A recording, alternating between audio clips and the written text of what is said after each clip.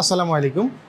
পলিটেকনিকে ভর্তি ইচ্ছু এসএসসি 2024 ব্যাচের শিক্ষার্থীরা, তোমরা এই মুহূর্তে অবসর সময় পার করছো, কিন্তু তোমাদের এই অবসর সময়টি অত্যন্ত গুরুত্বপূর্ণ এবং এই সময়টির উপরেই পরবর্তীতে তোমাদের শিক্ষা কার্যক্রম কি হবে এবং সেই সিদ্ধান্তর উপরে নির্ভর করছে তুমি সেই সেকশনে গিয়ে কতটা ভালো করবে। এইচএসসি যারা পড়ে, যারা ভালো রেজাল্ট করে, যারা স্বপ্ন দেখে বুয়েটে পড়বে, যারা স্বপ্ন দেখে মেডিকেলে পড়বে, তারা কিন্তু এখন কলেজে ভর্তির পূর্বেই তাদের পড়াশোনা কার্যক্রম শুরু করে দিয়েছে বই সংগ্রহ করে।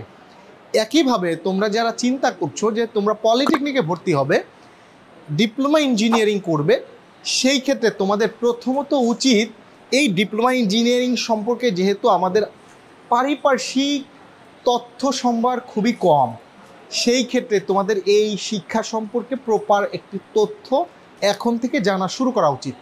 ইউটিউবে সফটম্যাক্স অনলাইন স্কুলের ইউটিউব চ্যানেল ছাড়াও অনেক চ্যানেল আছে, যেই চ্যানেলগুলোতে তুমি অসংখ্য ভিডিও পাবে, কিন্তু সব ভিডিও হয়তো তোমার জন্য ভালো হবে না, সব ভিডিও হয়তো প্রপার ইনফরমেশন নেই, বাট তুমি যদি তথ্য দেখো তাহলে তো কিছু ইনফরমেশন জানতে পারবে।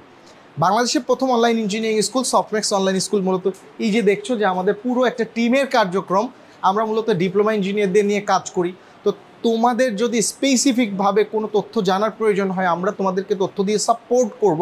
আমাদের চ্যানেলে অনেক ভিডিও আছে এবং আমরা অনেকগুলো ভিডিও প্রকাশ করব। তো তার পূর্বে আমি একটু তোমাদেরকে বলতে চাই, তোমরা একটু এই মুহূর্তে জানার চেষ্টা করো যে ডিপার্টমেন্ট কি, পলিটেকনিকগুলোতে কিভাবে আসলে পড়াশোনা কার্যক্রম হয়, মার্কস ডিস্ট্রিবিউশনটা কেমন হয়, এখানে ভালো রেজাল্ট করতে গেলে কি কি বিষয় তোমার জানা প্রয়োজন, কোন পলিটেকনিকগুলো তোমার জন্য উপযোগী হবে, তোমার যে জেলাটা আছে সেই জেলাতে কোনো সরকারি পলিটেকনিক আছে কিনা। কারণ বাংলাদেশে প্রায় 50টা সরকারি পলিটেকনিক আছে, যেখানে 23টা জেলাতে কোনো সরকারি পলিটেকনিক নাই। বাকি যে সকল জেলা আছে সব জেলাতেই এক বা একাধিক সরকারি পলিটেকনিক আছে।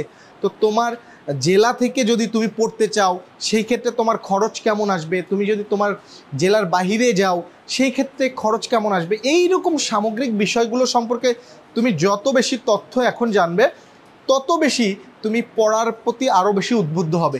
এই তথ্যগুলো জানার পর তোমার পয়েন্ট অনুযায়ী যদি মনে হয় যে না তুমি চান্স পাবে, তুমি নিশ্চিত করেই পলিটেকনিকে পড়বে, তাহলে কিন্তু তুমি আমাদের বেশ কিছু স্মার্ট বুক আছে, যে স্মার্ট বুকগুলো তোমরা কি করতে পারো, সংগ্রহ করতে পারো।